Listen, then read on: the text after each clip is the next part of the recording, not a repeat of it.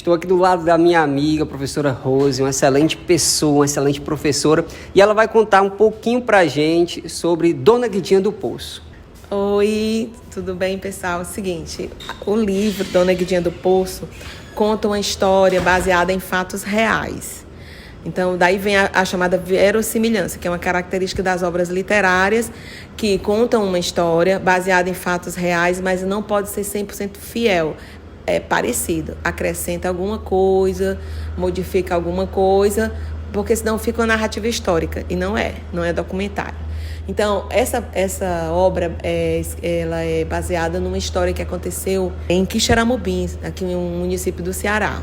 Lá existia uma mulher ela era Margarida. Ela era muito rica e era herdeira de uma grande fortuna. A família dela era a família Reinaldo.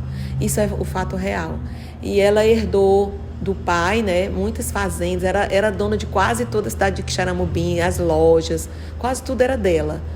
Ela era uma pessoa muito bondosa. Na temporada de seca e de retirância, ela mandava fazer roupas para os retirantes.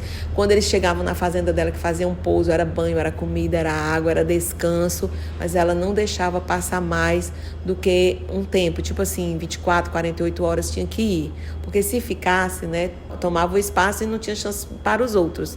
Então, e ela dava comida para levar, algumas pertences, algumas coisas para levar, e partiam na retirância. Então, ela era muito conhecida por ser uma pessoa muito bondosa e tudo. E segundo a história, ela era também muito namoradeira, né?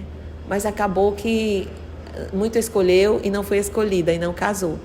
Tempos depois, apareceu um casamento de arranjo com um rapaz lá das bandas de Pernambuco, e ele era um militar reformado, conhecido como Quinquim. Não era bonito, não era nada, nenhum sonho de marido, mas ela casou, né? E as coisas foram acontecendo, até que um belo dia apareceu lá na fazenda um sobrinho do Quinquim, que veio também do Pernambuco, fugindo da polícia. Porque ele cometera por força, não foi por escolha e nem por maldade, mas por força ele cometera um crime lá, matou um homem, era acusado de matar um homem. E aí ele fugiu e foi para a fazenda dela, e eles acabaram se envolvendo. Até um certo ponto, a coisa foi andando, mas o marido dela se chateou e ele até planejou matar, tentou se matar, mas nunca teve coragem. E ele decidiu ir embora, mas ela não sabia. E como a coisa estava muito quente entre ela e o sobrinho dele, ela se aperreou e mandou matá-lo. Aí, o primeiro rapaz que foi matá-lo era um capataz da fazenda dela, ele não teve coragem, porque o Quinquim era muito gente boa também. E aí ela chamou o afilhado dela de 16 anos, que também foi um agregado que acabou se tornando afilhado, e encomendou a morte. E aí o menino era mais fiel a ela do que ao padrinho, mas era inocente, ingênuo. E ele matou o padrinho pelas costas, na entrada da casa. Então, como era na cidade, porque eles tinham casa nas fazendas e na cidade, né? E o padrinho estava na cidade, eles estavam em separação de corpos. E aí ele atingiu o padrinho e acabou havendo testemunhas. Porque ele não era ingênuo, ele só tinha 16 anos, não tinha nenhuma maldade. Não tinha como matar alguém assim facilmente. E aí o que aconteceu foi que ele disse, eu fiz porque a madrinha mandou. E ela foi presa e todos os bens dela foram tomados para ninguém, porque ela nem herdeiros tinha. A maior dor dela, que ela gritava e chorava, era a falta do namorado. Ela não doeu nada perder a liberdade e nem perder os bens. Essa história é baseada em fatos reais. A Margarida chamava Margarida Lessa e era conhecida dentro dos amigos, Marica Lessa.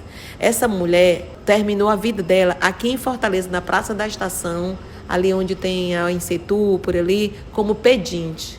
Porque ela cumpriu pena e quando ela terminou a pena, ela foi solta, mas ela não tinha nada.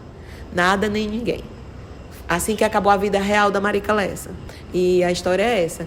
Então, a minha experiência com esse livro é que eu li durante um carnaval e eu estava em Morro Branco com um pessoal. E quando as pessoas me perguntavam, onde você passou o carnaval? Eu tinha um delay para dizer em Morro Branco. Porque, na verdade, a primeira cena que me vinha, a emoção, a sensação, a certeza que eu tive é que eu estava em Quixeramobim, nas fazendas da Marica Lessa. Que história interessante, adorei o seu resumo. Para mim é quase como se eu tivesse lido o livro. Então, muito obrigado pela sua participação e eu quero gravar com você outros episódios aqui para o nosso canal sobre outros livros e sobre a vida. Muito agradecida pela oportunidade. Eu queria dizer para vocês, pessoal, que o escritor desse livro foi muito injustiçado, porque a obra dele demorou muito a ser publicada, porque eles escreviam à mão. E esses manuscritos se perderam, foi aquela confusão. Quando ele foi publicado, já tinha passado a época literária, que era o realismo. Depois eu posso fazer essa questão, como eu via realismo e naturalismo. Ela é uma obra realista, e o autor é um autor cearense que depois ficou muito valorizado. Infelizmente, ele já tinha morrido. E por que ele estava em Quixeramobim? Porque ele estava com tuberculose, e naquela época um dos tratamentos era ir para um lugar mais calmo e com mais natureza. Mas ele não era cuidadoso. Ele foi para onde? Ele foi mexer justamente em documentos guardados, que foi onde ele encontrou o processo da Marica Lessa, processo oficial, real, da Marica Lessa. E em cima dessa história, ele construiu a obra literária. Ou seja, ele foi mexer em documentos guardados. Claro que ele não ia se curar de tuberculose mexendo em poeira e mofo, né? Mas ele nos deixou essa obra maravilhosa, uma pérola. Vale a pena ler, é uma delícia.